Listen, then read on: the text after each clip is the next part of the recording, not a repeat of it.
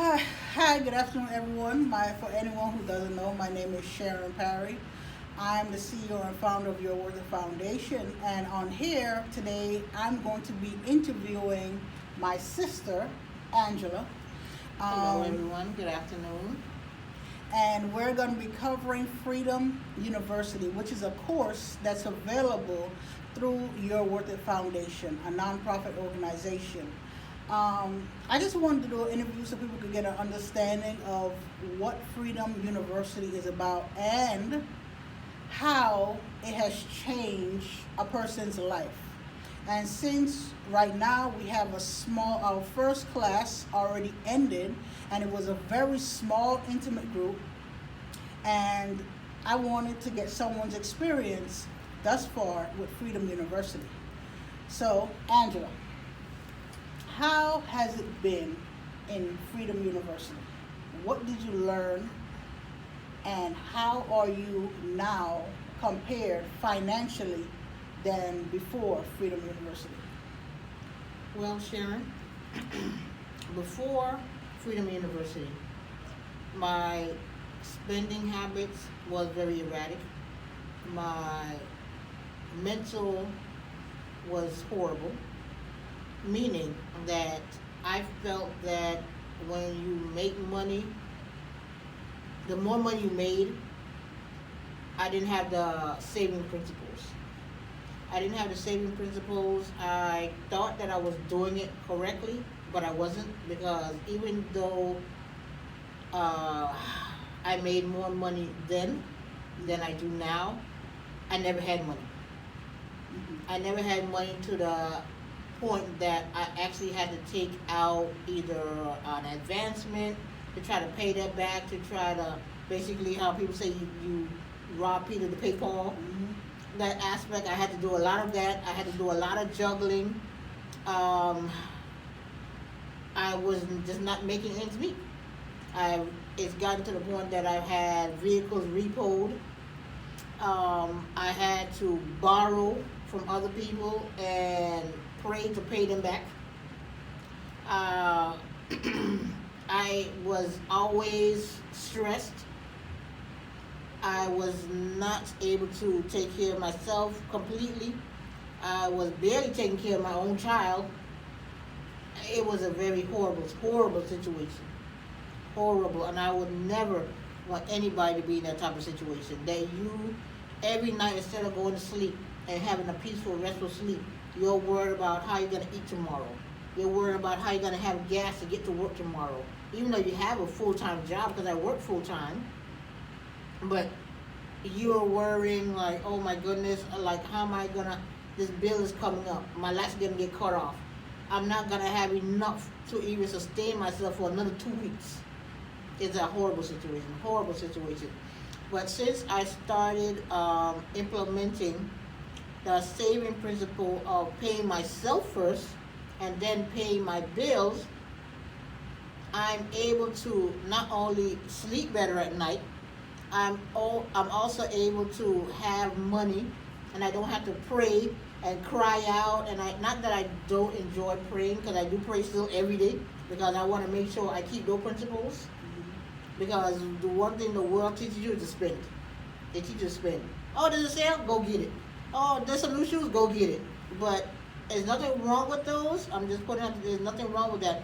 But if you're not putting aside something for another day, or saving for an emergency, what's the point of going out and spending all your money? Mm-hmm. So I had to learn those principles. It's hard, because I thought I was never going to be able to do it. Because I'm like, oh my goodness, I still have bills to pay. I still got to take care of my daughter. And then when my daughter had her child, I'm like, oh, that's another person I had to try to take care of. But guess what? I was able to do it. I was able to put aside 10% at first, and then I started growing a little at a time. Then I was able to put 20% aside, and that's growing. I was even able to uh, put aside for my 401k. I was able to open different accounts. I was even able to take care of emergency expenses that came up that I didn't have to go into my savings about. So it's a big difference. It's a big difference. It's not that my bills got smaller. They actually accumulated more because now there's other people that I have to take care of. But guess what? I don't have to cry about it. I don't have to say, oh my goodness, Jesus, Jesus, Jesus, what am I going to do? What am I going to do? I don't have to stay up all time of the night praying and worrying and stressing myself out because guess what? I've been implementing all the teachings, biblical and worldly. I know what to do and what not to do. It's not that I stopped spending because I haven't stopped spending, but I spend differently and I have a different mindset. Okay, before you go any further, tell me, how did you feel when you first started saving money? Because she's my sister, I know that when I started also, I did not start with 10%. So how did you feel when you first started and you did not have the 10%? To let other people who are out there thinking that they cannot save because they don't make enough money. When I first started saving, I was like, oh my goodness, I can't do this. I can't do it. Sometimes I was only able to put in $2. Sometimes I was only able to put in $3. Sometimes I could, if I had extra money, I was only able to just put in $5 because I had expenses that accumulated. But then I started realizing that it started growing. I didn't look at it every day because before I started looking at it every day I would look at it. Not that it was changing every day, but I would look at it every day like, oh, I have money that I didn't have before. So I stopped looking at it every day, then I would look at it once a month. And so whenever I would get paid, I would put in the $2. Even though I felt horrible only putting in $2, but guess what? That $2 turned to $10. That $10 went to $20. The $20 went to $40. And then when I would get, like when I filed taxes, then I was able to put in extra, a little extra more. So then that $40 went to $500. Mm-hmm. Because I said, you know what? After I calculated in my mind the stuff that I need to take care of, I said, okay, I have this much left over. What I would normally do is go and buy something, like clothes or shoes, not for myself because I barely did that. Buy for my daughter or even buy stuff that I honestly didn't really need. But I would just buy stuff just to buy it. But I'll say, you know what? I don't need it, so I don't need to buy it. And I would take that money and put it into my savings. And then I was able to not only have that savings, I was able to open another savings and add money to that one. And one of the interesting things, because Your Worth It Foundation is a faith-based company, so we talk and we instill biblical principles. And believe it or not, there are biblical principles in finances because God does care about your finances, because He knows that you need clothes, and He knows that you need food, and He knows that you need shelter. And what would you tell someone who feels that they cannot save right now?